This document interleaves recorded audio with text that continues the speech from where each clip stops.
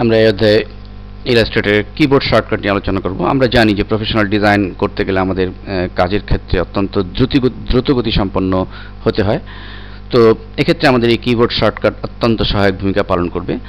আমরা আমাদের ডিজাইনের জন্য আমাদের একটা স্টার প্রয়োজন। তো আমরা আমাদের এই টুল বক্সের দেখুন, আমরা টুল বক্স থেকে ক্লিক করে চেপে ধরে রেখে এরপর আমাদের স্টার আনতে হচ্ছে।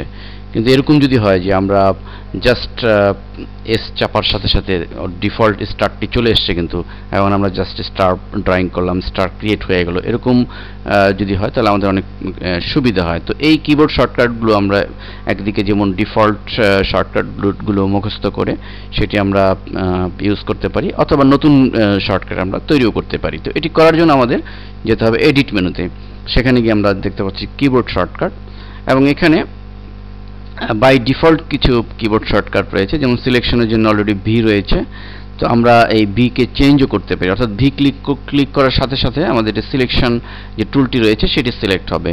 এবং অন্যান্য যে সমস্ত টুল রয়েছে, যেমন পেন টুলের পি ক্লিক করার সাথে সাথে কিন্তু আমরা ধরুন আমরা এখন পি ক্লিক করছি, কিবোর্ড থেকে আমি পি ক্লিক করার সাথে সাথে দেখুন অলরেডি পেন টুলটি হাইলাইট হয়েছে। তো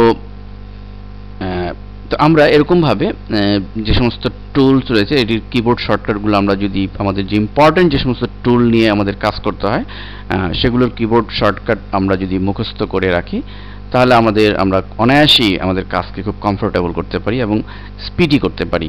এবং একইভাবে আমরা নতুন কোনো কিবোর্ড শর্টকাট ইচ্ছে মতো আমরা বানাতে পারি। যেমন সাপোজ ধরুন আমরা স্টার অলরেডি আমরা এস রয়েছে, সাপোজ আমরা কোনো পলিগন আমাদের কাজের প্রয়োজন হতে পারে, তো আমরা পলিগন টুল যেটি রয়েছে, তো আমরা যদি চাই যে পলিগন একটি শর্টকাট বানাতে, আমরা পলিগনের জন্য সাপোজ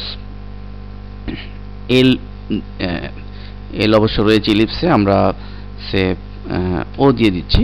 তো ও দিয়ে আমরা ওকে বাটনে ক্লিক করছি। এখন দেখুন ইয়েস দিচ্ছি। তো আমরা যদি ও চাপি, দেখুন অলরেডি কিন্তু পলিগন হাইলাইট হয়েছে, এবং আমরা যদি ক্রিয়েট ড্রয়িং করি অলরেডি একটি পলিগন ক্রিয়েট হবে। তো এভাবে আমরা কিবোর্ড শর্টকাটের মাধ্যমে আমরা আমাদের কাজকে অত্যন্ত ডাইনামিক করে তুলতে পারি।